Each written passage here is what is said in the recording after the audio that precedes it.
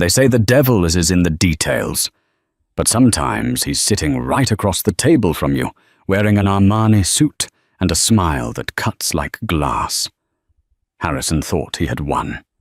He watched his wife Evelyn pick up the pen, her hand trembling, ready to sign away a 10-year marriage and a billion-dollar empire for absolutely nothing. He mocked her silence. He laughed at her defeat. But Harrison forgot the most important rule of business: never celebrate a deal until the ink is dry, and never ever assume you're the one holding the pen. He thought she was signing her life away. He had no idea she had already burned the contract to the ground 3 days ago. The conference room on the 44th floor of the Sterling Holloway building in downtown Manhattan smelled of lemon polish and aggressive capitalism. It was freezing, a tactical decision Harrison Caldwell always made during negotiations. Keep the room cold, keep the opponent uncomfortable. Evelyn Caldwell sat on the edge of a mid-century modern leather chair that cost more than her father's Honda. Her hands folded neatly in her lap. She wore a simple grey cardigan, one she'd had since college, and no jewelry. Her ring finger was bare, a pale band of skin, the only evidence that a 3-carat diamond had once rested there. Across the mahogany expanse sat Harrison. He was leaning back, checking his reflection in the screen of his phone, flanked by his legal team, 2 sharks named Silas and Brecker, who billed by the heartbeat. "Well," Harrison's voice broke the silence, smooth and patronizing. He didn't look up from his phone. "Are we doing this today, Evie, or do you need another hour to cry in the bathroom?" Silas, the older lawyer, with a face like a crumpled road map, suppressed a smirk. "Mr. Caldwell, perhaps Mrs. Caldwell needs a moment to review the adjusted terms." "Adjusted terms?" Evelyn repeated softly. Her voice was steady, though her eyes were downcast. "You mean the removal of the alimony clause?" Harrison finally looked at her. He had that look in his eyes, the one that used to make her feel safe, but now just looked predatory. It was the look of a man who enjoyed pulling the wings off flies, provided the flies were expensive. "Evie, look at me," Harrison said, leaning forward, clasping his hands. "You cheated on the prenup, or well, you tried to find a loophole. You dragged this out for 6 months. My generosity has expired. You get the lake house, which we both know is a money pit. And you keep your little charity foundation that hasn't made a profit since inception. Everything else, Caldwell Logistics, the portfolio, the patent holdings, stays with the adults. Sign the papers and you can walk out of here with your dignity. Don't, and I'll bury you in litigation until you're selling that cardigan on eBay." It was a bluff, partially. But Harrison was good at bluffs. He was a man who had been featured in Forbes as a visionary of the supply chain. He was charismatic, ruthless, and currently dating a 23-year-old Instagram model named Chloe, who thought logistics was a type of skin cream. Evelyn reached for the black Mont Blanc pen, resting on the document. The paper was thick, creamy. The settlement agreement and mutual release. "The lake house," Evelyn murmured. "And the shell." "The shell." Harrison laughed, a sharp bark of a sound. "Oh, right. The Caldwell Innovations Holding Company. The one holding the dead IP for that failed solar project in Nevada Shore, Evie. Take it.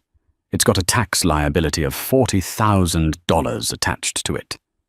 Consider it a parting gift." Brecker, the junior lawyer, leaned in and whispered something to Harrison. Harrison waved him off. "Let her have the scraps, Brecker. If she wants to play CEO with a bankrupt shell company, let her. It saves us the filing fees to dissolve it." Evelyn opened the folder. Her eyes scanned the text. She wasn't reading it.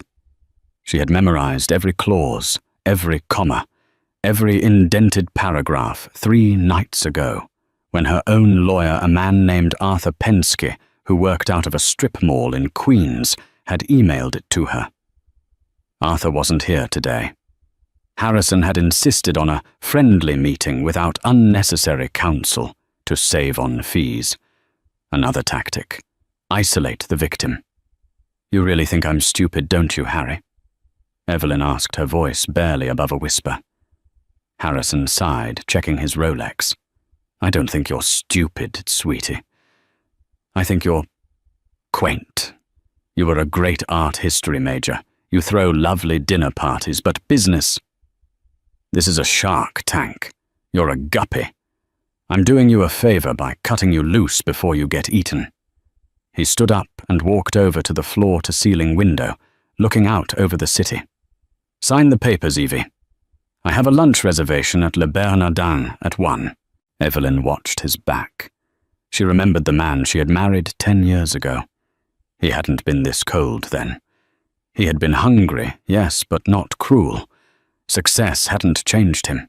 It had just revealed him. It acted like a developer fluid on a photograph, slowly bringing the sharp, dark edges into focus.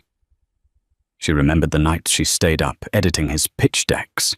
She remembered leveraging her own inheritance from her grandmother, a modest but real sum, to cover the payroll during the 18 crash. He had forgotten that. To him, history was just something you rewrote to make yourself look better. She uncapped the pen. The ink was black. Permanent. "Okay," she said. Harrison spun around, a triumphant grin breaking across his face. "Smart girl." Evelyn signed her name. Evelyn Sarah Caldwell. She signed the waiver of spousal support. She signed the transfer of the primary residence. She signed the release of claims on Caldwell Logistics. And then she signed the transfer document for Caldwell Innovations LLC, accepting full ownership and liability. She closed the folder and pushed it across the table. The silence in the room was heavy, but for Harrison it felt like victory. He snatched the folder up, handing it to Silas. "Check it. Make sure she didn't dot an I with a heart or something." Silas flipped through the pages. "Signatures look valid. Notarized by the standing clerk outside. It's done, Mr. Caldwell." Harrison let out a long exhale, his shoulders dropping. The tension of the last 6 months evaporated. He was free. He kept the money. He kept the power. And he got rid of the wife who had started asking too many questions about the offshore accounts in the Caymans. "Well," Harrison said, buttoning his suit jacket. "I'd say it's been a pleasure, Evie, but we both know I hate lying." He extended a hand, expecting her to shake it. A final humiliation. Evelyn didn't stand up. She didn't take his hand.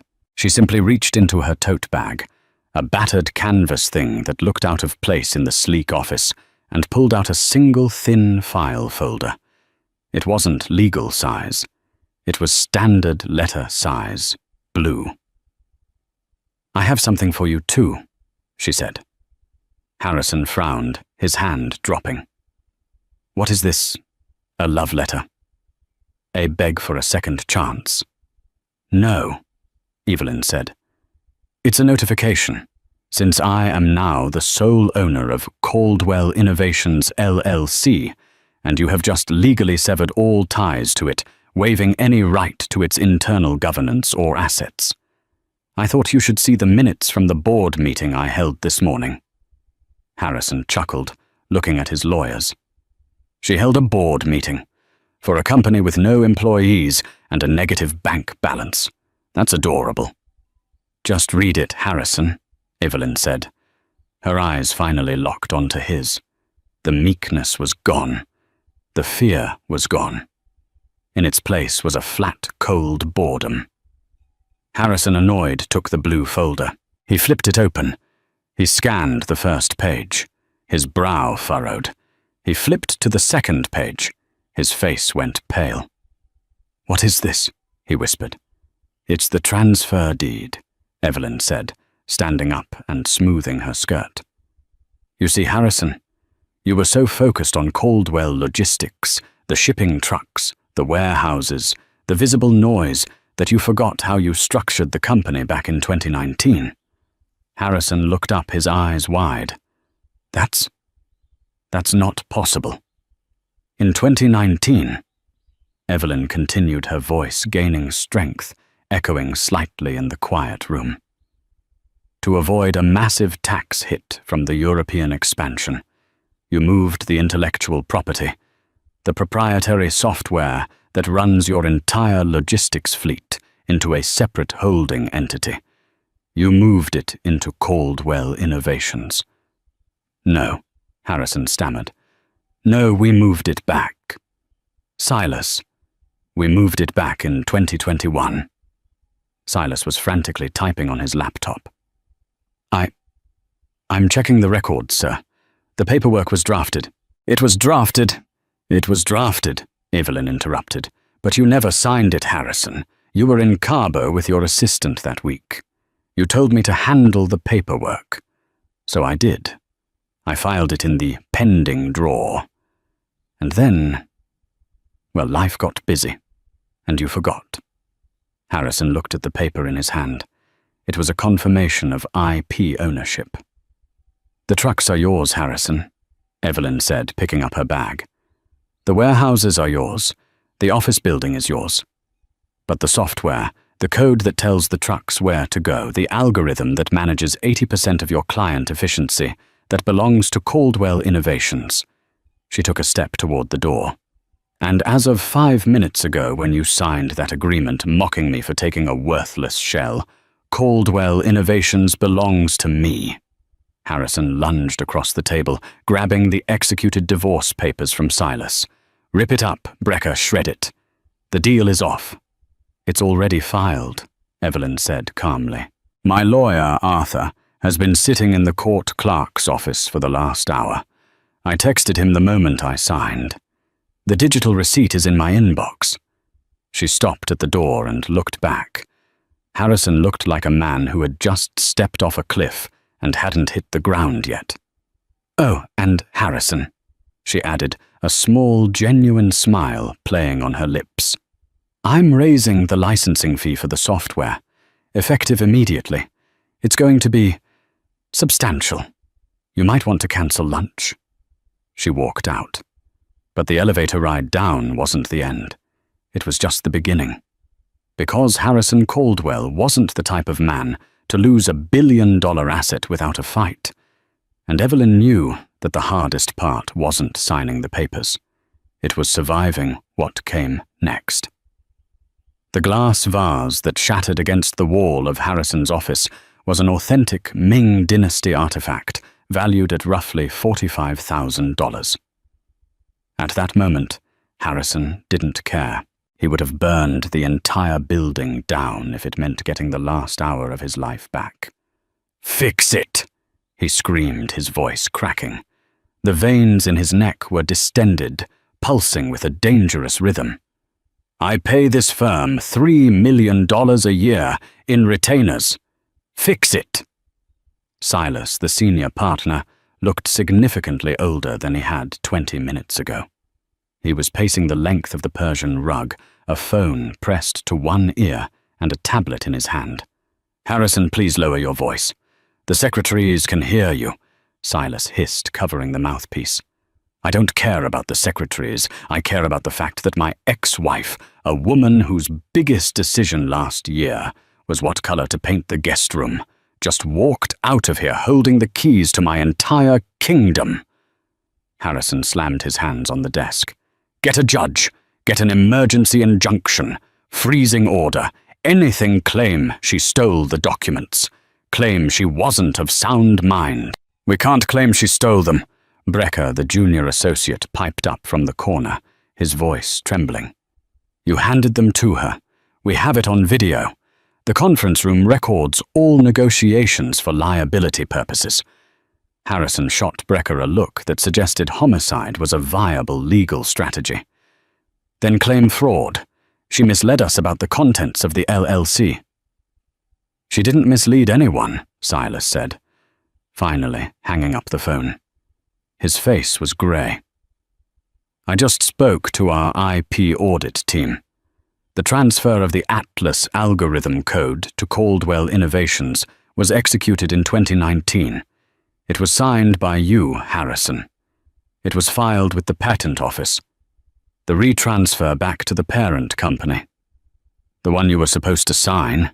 I told her to handle it. Yes, but you never signed it, Silas said, his voice dropping to a harsh whisper. Legally, Caldwell Logistics has been operating on a lease of that software for 5 years, an implied lease. But now that the ownership has changed hands, the new owner is under no obligation to continue that lease. Harrison sank into his chair. The adrenaline was fading, replaced by a cold, creeping nausea. What does that mean, Silas? In plain English. It means, Silas said, that if she wants to, she can turn off the lights. 5 miles away, in a cramped office above a Thai restaurant in Queens, the air smelled of basil and old carpet. This was the headquarters of Arthur Penske, attorney at law. It was a far cry from the marble floors of the Sterling Holloway building, but to Evelyn it felt like a fortress. Arthur was a short man, with thick glasses and a penchant for wearing suspenders that were slightly too bright. He was currently pouring cheap champagne into 2 paper coffee cups. "To the worthless shell," Arthur said, raising his cup with a grin that showed off a chipped front tooth. Evelyn took the cup, her hand finally shaking now that the adrenaline had worn off. She took a sip. It was warm and overly sweet, but it tasted like victory. "Did they call yet?" Evelyn asked, eyeing the ancient landline on Arthur's desk. "Not yet," Arthur said, sitting down in his creaky swivel chair. "They're still throwing furniture. Give it another hour. Then comes the panic. Then comes the bullying." "Harrison will try to freeze my accounts," Evelyn said, staring at a water stain on the ceiling. "He'll cancel my credit cards. He'll try to lock me out of the penthouse before I can even pack." "Let him," Arthur shrugged. "You're not going back to the penthouse, Evie. We talked about this. You go back there, he manufactures an incident. He claims you broke something or attacked him. You stay at the Motel 6 tonight. Tomorrow you move into the rental I found you in Jersey." Evelyn nodded. It was a steep fall from grace. Manhattan socialite to a motel in Jersey. But she had prepared for this. For 6 months, she had been siphoning small amounts of cash grocery money, spa day, allowances, and stashing it. It wasn't a fortune, but it was enough to buy food and pay Arthur. "I need to send the email," Evelyn said, setting down the cup. "Are you sure?" Arthur asked, his expression turning serious. "Once you send this, there's no going back. This isn't a divorce anymore. It's a declaration of war against $1 billion entity. They will come for you with everything." Evelyn thought about the last 10 years. She thought about the way Harrison had dismissed her ideas. She thought about the business trips that were thinly veiled affairs. She thought about the way he had looked at her in that conference room like she was something he needed to scrape off his shoe. She opened her laptop. "I'm sure," she said. She typed a short professional email to the CTO of Caldwell Logistics. Subject: Notice of Licensing Fee Adjustment. To J. Miller, CTO. From Evelyn Caldwell, CEO, Caldwell Innovations, LL. So dear Mr. Miller, please be advised that the implied license for the use of the Atlas Logistics algorithm has been terminated effective immediately due to a change in ownership. Caldwell Innovations is willing to negotiate a new licensing agreement. Until such an agreement is signed, unauthorized use of the Atlas software constitutes intellectual property theft. Starting rate $500,000 per day. Payable weekly. Regards, Evelyn. She hit send. 500,000 a day. Arthur whistled. That's aggressive. He makes 10 million a day in revenue, Evelyn said, closing the laptop. 500 grand is a rounding error for him. It's not about the money, Arthur. It's about making him acknowledge me. I want him to write the check. I want him to see my name on the ledger every single week. The phone on Arthur's desk rang. A shrill, mechanical scream. Arthur looked at Evelyn. Evelyn nodded. Arthur picked up the receiver. Law Offices of Arthur Penske. Oh, hello, Silas. How's the weather up on the 44th floor? Evelyn listened as Arthur went silent, nodding occasionally. No, Arthur said firmly. No, we will not be accepting a lump sum buyout. No, Mrs. Caldwell is not experiencing a mental health crisis. No, we will not meet you for dinner. He paused, listening to Silas shout on the other end. Here is the reality, Silas. Arthur said, his voice dropping an octave, losing all its jovial warmth. Your client built a castle on land he doesn't own. Now the landlord is here to collect rent. You have the invoice. You have 24 hours to wire the first payment, or we file an injunction to shut down the servers. Have a nice day. He hung up. He threatened to sue you for extortion, Arthur said. Good, Evelyn said, standing up and grabbing her coat. That means they're scared. But as she walked out into the cool Queen's afternoon, Evelyn didn't feel brave. She felt hunted. She knew Harrison. He wouldn't just sue. He would escalate. And behind Harrison were people much worse than him. The silent investors, the private equity ghouls who owned 49% of Caldwell Logistics. They wouldn't like their profit margins being held hostage by an ex-wife. She pulled her coat tighter. The game had started, but she had a feeling the rules were about to change. The breakdown started slowly. That was the beauty of the Atlas algorithm. It wasn't just a map. It was a brain. It coordinated 5,000 trucks, 300 ships, and 20 air freight hubs in real time. It adjusted for weather traffic fuel prices and driver fatigue. When Evelyn sent the email, nothing exploded. But inside the server room of Caldwell Logistics, a digital command had been received. Evelyn hadn't just taken the company name. She had the admin keys.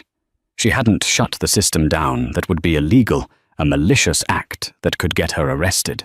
Instead, she had simply revoked the optimization privileges. At 9 a.m. on Tuesday, the trucks were running at 98% efficiency. By 2 p.m., they were at 85%.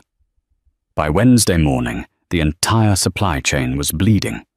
Drivers were being routed into traffic jams. Perishable cargo was sitting on docks for hours. Fuel costs spiked by 12% overnight. The chaos wasn't visible to the public yet, but inside Caldwell Logistics, the alarms were screaming. Harrison hadn't slept in 30 hours. His suit was rumpled, his eyes bloodshot. He was standing in the ops center, watching the red lines multiply on the massive global map. "Why can't we override it?" he yelled at Miller, the CTO. "Because the core code is encrypted," Miller yelled back, sweating. "We can run the trucks manually, but without Atlas we're flying blind. We're losing $3 million a day in delays alone, Harrison. Just pay her. Pay the woman the damn money. I will not negotiate with a terrorist," Harrison roared. "Then you will lose this company," a calm voice said from the doorway. The room went silent. The ops technicians lowered their heads, typing furiously to look busy. Harrison turned. Standing in the doorway was a man who looked like he had been sketched in charcoal. He wore a black suit, a black shirt, and no tie. His hair was silver, his eyes dark and unreadable. It was Gideon Vale, the representative for Obsidian Capital, the shadow firm that had injected $500 million into Caldwell Logistics 2 years ago. "Gideon," Harrison said, his voice losing its bluster. "I didn't know you were in town." "I wasn't," Gideon said, walking into the room. He didn't look at the screens. He looked only at Harrison. But then my dashboard showed a projected quarterly loss of 15%. So I took a jet. Gideon stopped in front of Harrison. He was shorter than Harrison, but he loomed larger. "You told us the divorce was handled. You told us the assets were ring-fenced." "She tricked us," Harrison stammered. It's a technicality, a clerical error. We're going to crush her in court." "Court takes months," Gideon said softly. "The market reacts in minutes. If the shareholders find out that our logistics software is held hostage by an angry ex-spouse, the stock price will collapse by noon. We are not going to court, Harrison." "Then what do we do?" Gideon adjusted his cufflinks. "We remove the obstacle." Evelyn was grocery shopping in a bodega in Jersey City when she felt it. That prickle on the back of her neck. The sensation of being watched. She turned. A man in a blue windbreaker was examining cans of soup a little too intensely. When she looked at him, he turned away. "Paranoia," she told herself. "You've been watching too many movies." She paid for her pasta and eggs with cash and walked back to the small rental house Arthur had found. It was a bungalow with peeling paint, but it had a heavy deadbolt. She locked the door and sat at the kitchen table. She opened her laptop. New message from Caldwell, logistics accounts, payable. Attached wire transfer receipt, $500,000. Harrison had paid. The first day's ransom. Evelyn let out a breath she didn't know she was holding. He had blinked. But the relief was short-lived. Her phone buzzed. Unknown number. "Hello." "Mrs. Caldwell," a voice said. Smooth, cultured, chilling. "This is Gideon Vale." Evelyn froze. She knew the name. Harrison had mentioned him only in hushed tones. The money man. The man who didn't attend board meetings, but decided the votes. "Mr. Vale," Evelyn said, keeping her voice steady. "To what do I owe the pleasure? If this is about the licensing agreement, you can speak to my lawyer." "I don't speak to lawyers, Evelyn. Lawyers are for people who intend to follow the law. I am a businessman." "What do you want?" "I want to meet, tonight. There is a diner on Route 9, the Starlight, 8 o'clock. Come alone, and if I don't, then the private investigators I currently have parked outside your mother's nursing home in Florida might decide to go inside and say hello. She has a heart condition, doesn't she?" Startling easily, I hear. The blood drained from Evelyn's face. "You leave her out of this." 8 o'clock, Evelyn. Don't be late." The line went dead. Evelyn sat there, the phone slippery in her sweating hand. This was the escalation Arthur had warned her about. Harrison was a bully, but he wasn't a gangster. Gideon Vale was different. She called Arthur. "Don't go," Arthur said immediately. "It's a trap. We call the police." "And tell them what?" Evelyn said, pacing the small kitchen. "That a venture capitalist asked me to dinner. They won't do anything until something happens, and I can't risk my mother, Arthur." "Evelyn, these people play for keeps." "I know," Evelyn said. Her fear was hardening into something else. Anger. Cold, sharp anger. They thought they could scare her. They thought she was just a housewife who got lucky. "I'm going," she said. "But I need you to set up the dead man's switch." "The what?" "Access the server," Evelyn commanded. Her voice dropping into a tone Harrison would have recognized the tone she used when she was fixing his messes. "I want you to write a script. If I don't log in and enter a password every 6 hours, I want the Atlas code to delete itself. Not just shut down, wipe. Irrecoverable." "Evelyn, that's nuclear. If you destroy the code, you destroy the value of the asset you own. You'll be left with nothing. If I don't come back from this diner, Arthur, I won't care about the asset. Do it." The Starlight Diner was a chrome and neon relic from the 50s. It was half empty. Evelyn slid into a booth near the back. Gideon Vale was already there. He was cutting a piece of cherry pie with surgical precision. "You're punctual," he said, not looking up. "I like that. It suggests you value time. Harrison wastes time. He wastes oxygen, frankly. I'm not here to talk about Harrison, Evelyn said. She placed her phone on the table screen down. Gideon finally looked at her. His eyes were like shark skin, flat and rough. No, you're here to sign the transfer deed back to the company. I have the papers right here, and a check for $2 million. A generous severance. The asset is worth $1 billion, Evelyn said. To us, Gideon corrected. To you, it's a target on your back. You're playing a dangerous game, Mrs. Caldwell. You've embarrassed powerful men. You've disrupted commerce. Do you think we're going to let you keep bleeding us for $500,000 a day? I think you don't have a choice, Evelyn said. Because if anything happens to me, if I have an accident, if I vanish, if my mother gets startled, the code disappears. Gideon paused, his fork hovering halfway to his mouth. Excuse me, I have a dead man's switch. Evelyn lied. Well, it was a half lie. Arthur was coding it right now. Every 6 hours, I have to authenticate my identity. If I don't, the server executes a total wipe. No backups, no recovery. The algorithm that runs your empire turns into zeros. Gideon placed the fork down slowly. He studied her face, looking for the twitch, the tell. Evelyn stared right back. She thought of the years of silence, the years of being mocked. The fear was gone. You're bluffing, Gideon said softly. Try me, Evelyn said. She leaned forward. Kill me, and you lose $1 billion instantly. Kidnap me, and you lose it in 6 hours. Threaten my family, and I trigger it myself just to watch you burn.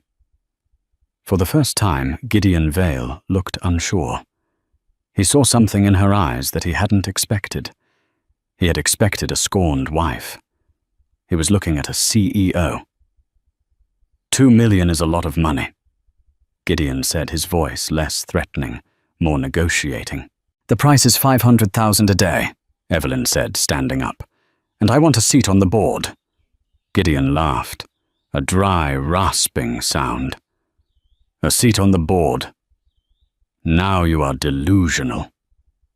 I own the technology that powers the company, Evelyn said. I don't just want the rent, Gideon. I want control. I want to watch Harrison squirm every time he walks into a meeting and sees me sitting at the head of the table. She picked up her bag. Tell Harrison I'll see him at the quarterly review next week. If the wire transfer is late tomorrow, the trucks stop moving. She walked out of the diner, her legs shaking so hard she almost fell. She got into her car, locked the doors, and drove. She had bought herself time. She had neutralized Gideon for the moment, but she had also painted a massive target on her back. She had just told the devil that she had a bomb strapped to her chest. Now she just had to hope Arthur could actually build the bomb before they called her bluff. The boardroom of Caldwell Logistics was a glass cage suspended 44 floors above Manhattan. It was designed to intimidate.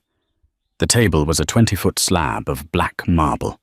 The chairs were ergonomic masterpieces that cost more than most cars. At 9:00 a.m. on Monday, the room was full. The board of directors, 8 men and 2 women, all veterans of high finance and industry, sat in hushed conversation. Harrison sat at the head of the table, looking like he hadn't slept in a week. His tan was fading, replaced by a sallow grayness. Gideon Vale sat to his right, perfectly still, like a statue carved from obsidian. The double doors opened. Evelyn walked in. She wasn't wearing the grey cardigan anymore. She was wearing a tailored white suit, sharp and immaculate. Her hair was pulled back. She held a leather portfolio. Behind her trailed Arthur, looking uncomfortable, in a suit that was clearly rented, clutching a briefcase. "Gentlemen, ladies," Evelyn said, her voice projecting clearly. She walked to the empty seat at the opposite end of the table, the seat usually reserved for the CFO. "I believe I'm late. Traffic in the tunnel was a nightmare." Harrison stood up, his knuckles white as he gripped the marble. "You don't have a seat here, Evelyn. Get out." "Actually," Gideon's voice cut through the air, "she does." Harrison whipped his head around to look at Gideon. The betrayal was palpable. "Mrs. Caldwell controls the intellectual property that constitutes our primary operational asset," Gideon said, his eyes fixed on the table. "Under the bylaws, any stakeholder with a controlling interest in critical infrastructure is entitled to observer status. Sit down, Harrison." Harrison sat, his jaw working furiously. Evelyn took her seat. She opened her portfolio. "Shall we begin? I've reviewed the quarterly projections. They look optimistic, given the current licensing fees you're paying." The meeting was a bloodbath. For 2 hours, Evelyn didn't just observe. She dissected. She asked about the fuel hedging strategy, which was flawed. She questioned the expansion into Southeast Asia, which was over budget. She used the knowledge she had gained from years of listening to Harrison vent at the dinner table details he thought she had ignored. Harrison tried to interrupt her. "She doesn't know what she's talking about.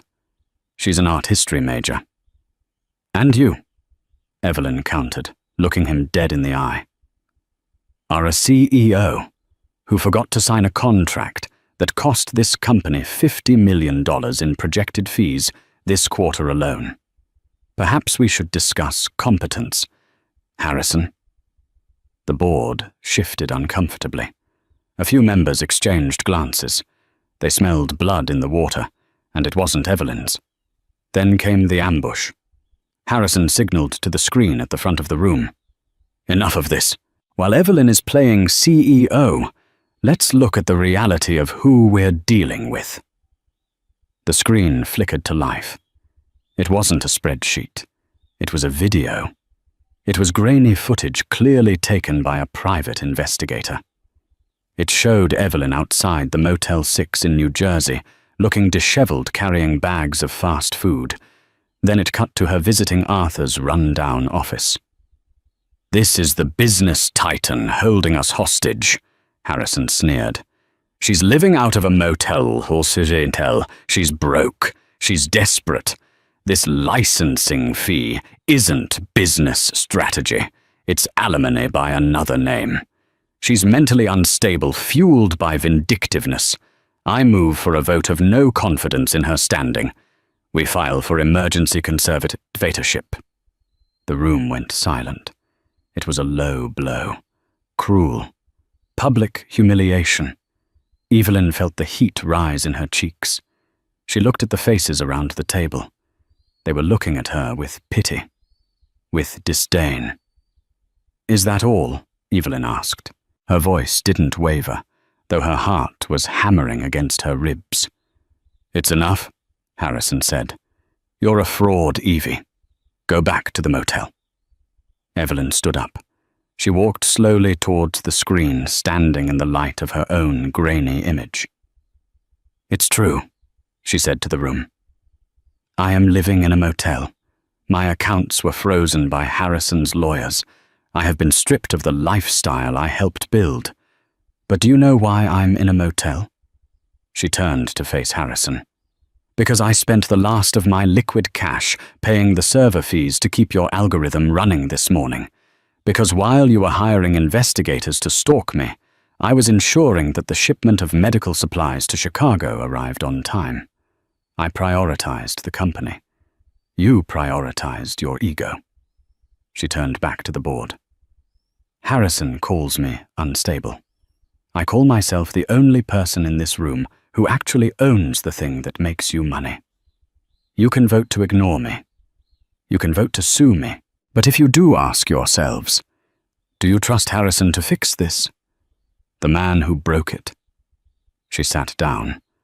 The silence stretched. Then the woman to Evelyn's left, the CEO of a major retail chain, spoke up. "She has a point, Harrison. The IP issue is an existential threat. Personal attacks don't solve it." Harrison looked around the room. He was losing them. "Fine," Harrison spat. We form a special committee to negotiate a buyout, but she doesn't get a vote." "Agreed," Gideon said.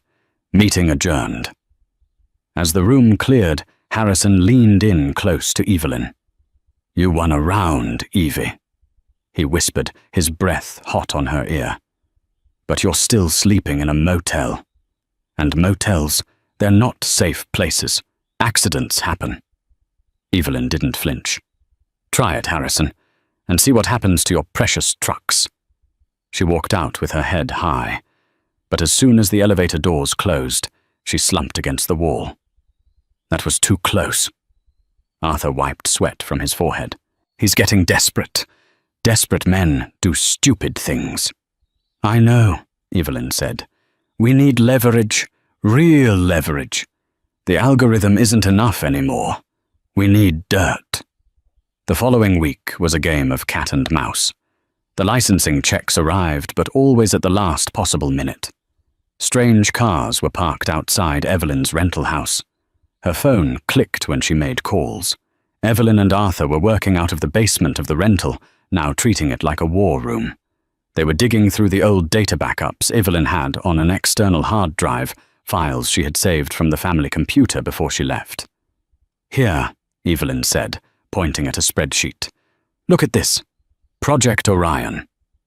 "What is it?" Arthur asked, peering at the screen. "It's a subsidiary Harrison set up in 2022. It's listed as a consultancy firm. But look at the payments. $5 million a month going to an account in Cyprus." "Kickbacks?" Arthur asked. "Or bribes," Evelyn said. "Caldwell Logistics got the government contract for military transport last year. If he was paying someone off to get that contract." "That's federal prison time," Arthur whispered. "That's not just leverage. That's a kill shot." "We need proof," Evelyn said. "We need the bank records from the Cyprus account." "I know a guy," Arthur said. "He's unconventional.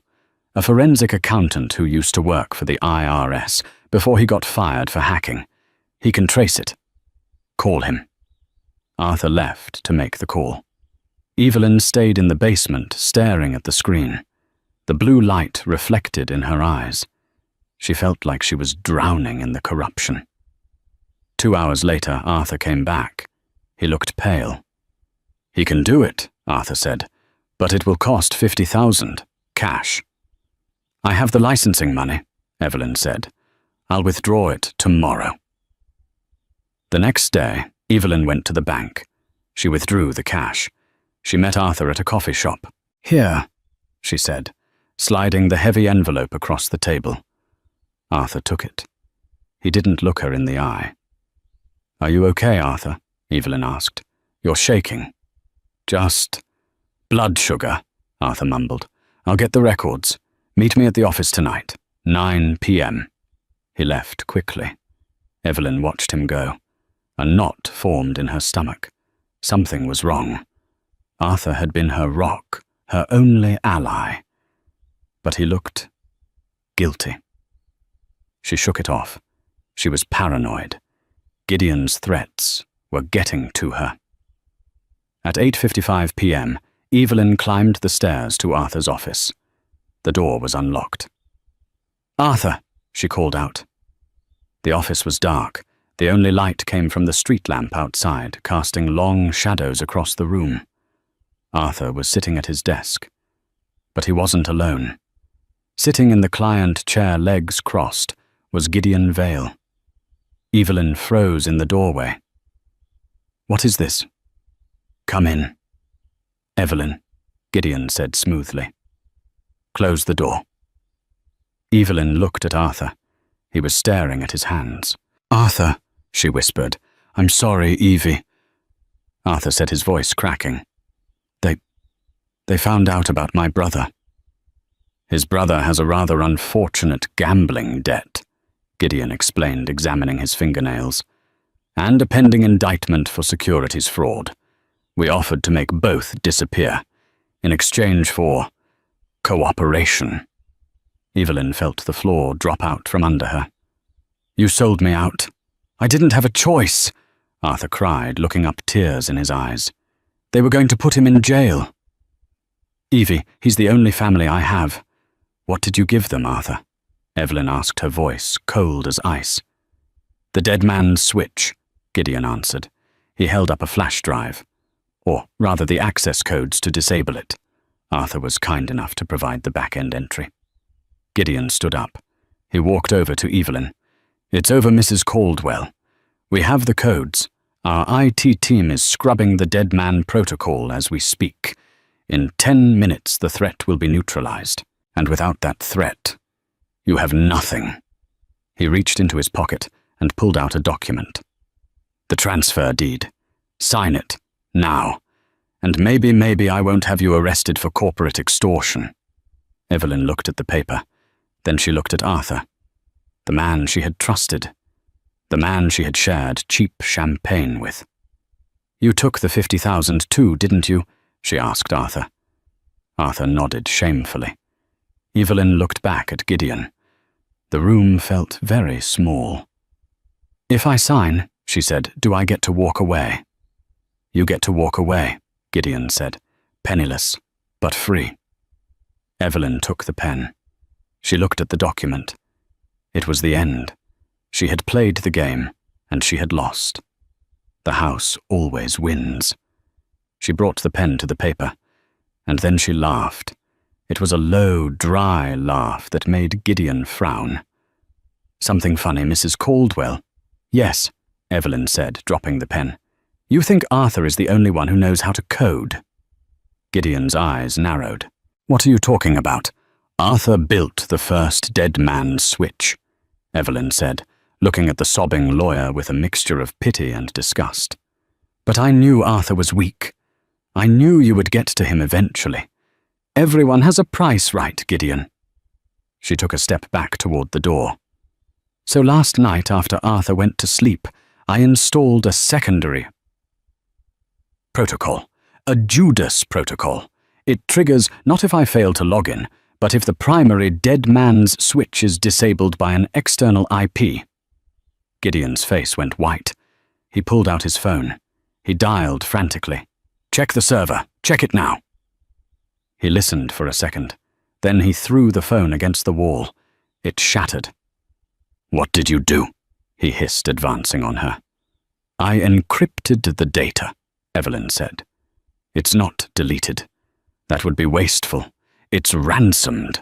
The key is in my head. And unlike the dead man's switch, this one doesn't wait 6 hours. It's already locked. The trucks are stopping Gideon. Right now. She opened the door. You have Arthur, she said. But I still have the company, and the price just went up to $1 million a day. She ran down the stairs, leaving Gideon standing in the dark, staring at the man who had failed him. But as she hit the street, Evelyn knew one thing for sure. There would be no more meetings, no more negotiations. Gideon wouldn't try to sue her or buy her out anymore. Now they would just try to kill her. Rain in New York City acts like a shroud. It blurs the lines between the sidewalk and the street, between the predator and the prey. Evelyn left her car 3 blocks from Arthur's office, abandoning the Audi that had a GPS tracker embedded in its chassis. She took the subway riding the N train all the way to Coney Island and back just to break the surveillance chain. She wasn't running aimlessly. She was heading to the one place Harrison would never think to look. Years ago, during a brief scare, when Harrison had been investigated by the SEC, an investigation that mysteriously vanished, Evelyn had rented a small climate-controlled storage unit in Brooklyn under her grandmother's maiden name, Blackwood. She had stored tax returns there, backup hard drives, and old family photos. Harrison thought she was sentimental. In reality, she was creating an archive of his sins. She arrived at the storage facility at 2:00 a.m. The neon sign buzzed ominously. Secure keep. She punched in the code. The gate rattled open. Inside Unit 404, she found the metal lockbox. Her hands were trembling, wet with rain and fear, as she dialed the combination. 0712. The date they were married. A date that used to mean love, now the combination to a vault of evidence. She opened it. There it was. The Project Orion hard drive. She had copied the files 3 days ago before Arthur turned on her. She hadn't told Arthur about the copy. It was the only secret she had kept from him, a lingering instinct from living with a liar like Harrison for a decade. Trust no one. Smart place to hide. A voice echoed down the concrete hallway. Evelyn froze. She turned slowly. Standing at the end of the corridor was the man in the blue windbreaker, Gideon's fixer. He held a silenced pistol loosely at his side. "How did you find me?" Evelyn asked, clutching the drive to her chest. "You're good, Mrs. Caldwell, but you're not a ghost. You used your debit card to buy a Metro card. Sloppy." He walked closer, his footsteps heavy. "Give me the drive. Gideon is willing to offer you a new deal. You live. That's the deal." Evelyn looked around. A concrete box, no exit, no windows. "And if I refuse, then you're a tragic victim of a robbery gone wrong in a bad neighborhood." He raised the gun. "Wait," Evelyn screamed. "The drive is encrypted without the password. It's a paperweight. If you kill me, the password dies. And the Judas Protocol stays active. The trucks never move again." The fixer paused. He tapped his earpiece. "She says it's encrypted." "Yeah." "Understood." He looked back at Evelyn. "Gideon says bring you in. Alive. But he didn't say you had to be walking." He lunged. Evelyn didn't run away. She threw the heavy metal lockbox at his face. It connected with a sickening crunch against his nose. The gun clattered to the floor. Evelyn scrambled past him, her heels slipping on the polished concrete. She didn't go for the gun. She wasn't a killer. She ran for the fire alarm on the wall. She pulled the lever. The klaxon screamed, deafening in the enclosed space. Sprinklers erupted from the ceiling, spraying black, stagnant water everywhere. "You bit!" the fixer shouted, wiping blood from his eyes, groping for his weapon in the deluge. Evelyn burst out of the side exit into the alleyway. She didn't stop. She ran until her lungs burned, until the taste of copper filled her mouth. She hailed a cab on the main avenue, soaking wet, clutching the hard drive like a holy relic. "Where to, lady?" the driver asked, eyeing her suspiciously in the rearview mirror. She needed to go to the source. She needed to end this where it began. "Midtown," Evelyn said, her voice hard. "The Sterling Holloway building." She pulled out her burner phone. She had one number left to call. Not a lawyer, not a cop. She dialed Harrison. "Evie!" Harrison's voice was frantic. "Where are you?" "Gideon is—" "I know what Gideon is doing," Evelyn interrupted. "I'm coming to the office, Harrison. I'm bringing the Orion files."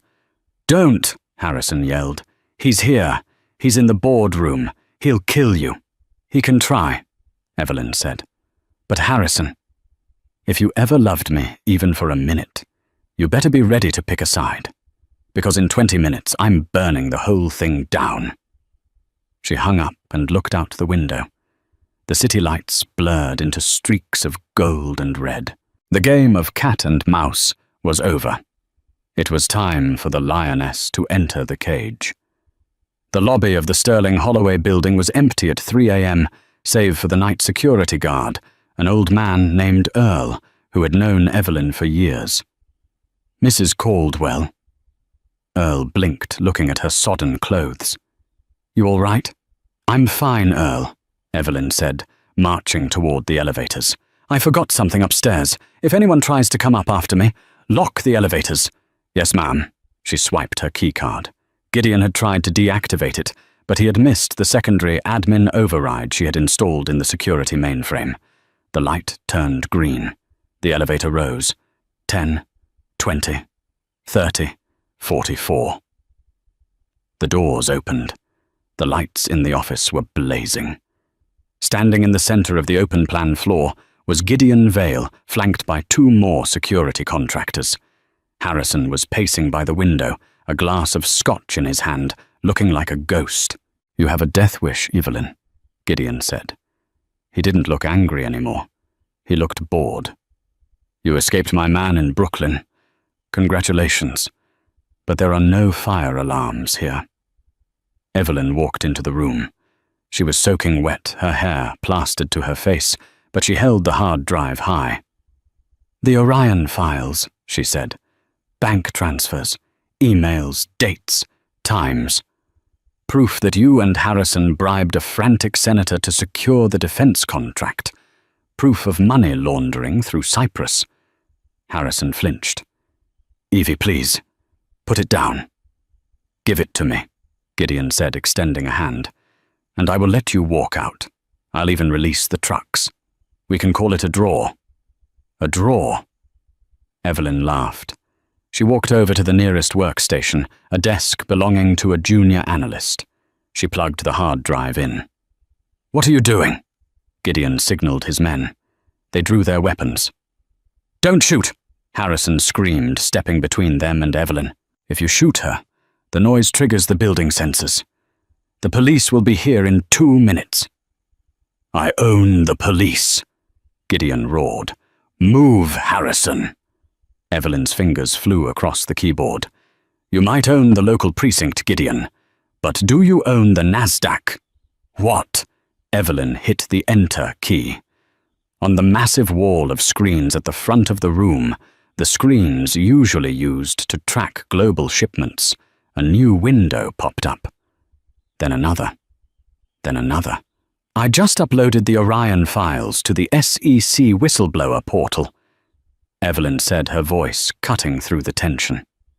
"And I CC'd the New York Times, the Wall Street Journal, and the Department of Defense Inspector General." Gideon froze.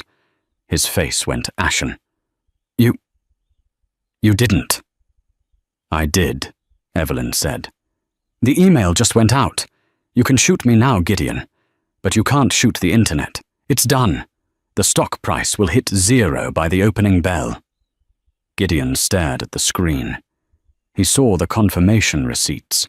The magnitude of the destruction hit him. It wasn't just a loss. It was annihilation. He slowly lowered his hand. He looked at Harrison. "You," Gideon whispered. "You brought this woman into our lives. You couldn't control your own wife."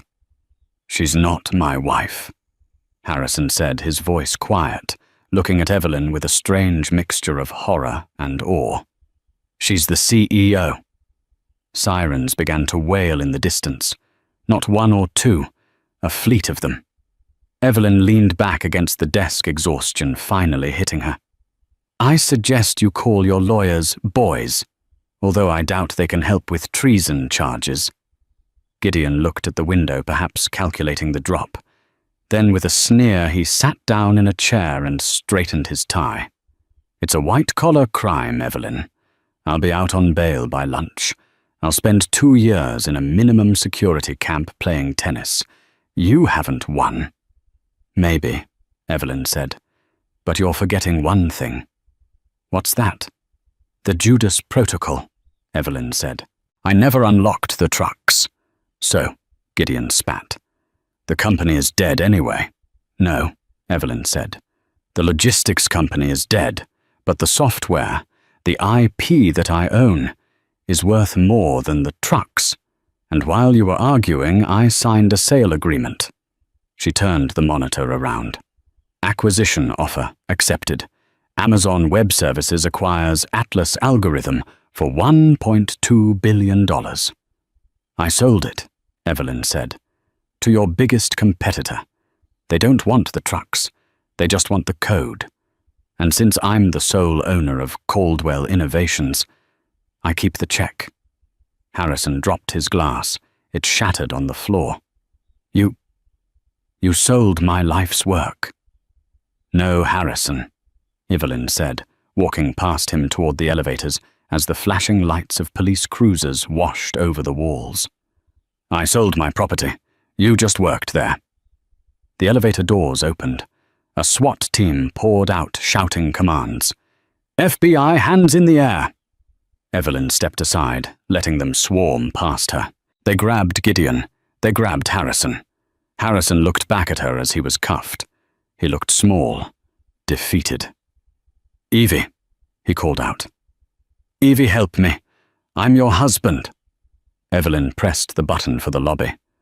As the doors began to slide shut, framing Harrison's desperate face, she offered him one last small smile. Sorry, she said. I don't recall signing a contract for that. The doors closed. 6 months later, Evelyn sat on the terrace of a villa in Lake Como. The sun was warm, the air smelled of jasmine. She wore a simple dress, but on her finger was a new ring, a massive sapphire she had bought for herself. Her phone buzzed. It was a notification from the news. Gideon Vale, sentenced to 25 years for racketeering. Harrison Caldwell accepts plea deal, 8 years in federal prison. Evelyn swiped the notification away. She picked up her glass of wine and looked out over the water. She had walked into that conference room, a victim. She had walked out a billionaire. They had mocked her silence. They had underestimated her kindness. But they had forgotten the oldest truth in the world. The hand that rocks the cradle is the hand that rules the world. And sometimes that hand knows exactly how to make a fist. Harrison thought he was playing chess with a pawn, unaware that Evelyn had already bought the board, the pieces, and the building they were playing in. In the world of high-stakes business, arrogance is the ultimate weakness, and silence is the deadliest weapon. Evelyn didn't just survive the divorce. She monetized it, proving that when you back a woman into a corner, you'd better make sure she doesn't come out swinging a billion-dollar wrecking ball. If you enjoyed this story of supreme revenge and corporate warfare, smash that like button and subscribe to the channel. Have you ever been underestimated by someone who thought they held all the cards? Let me know in the comments below. I read every single one. Don't forget to hit the notification bell so you never miss a twist. Until next time, keep your contracts tight and your secrets tighter.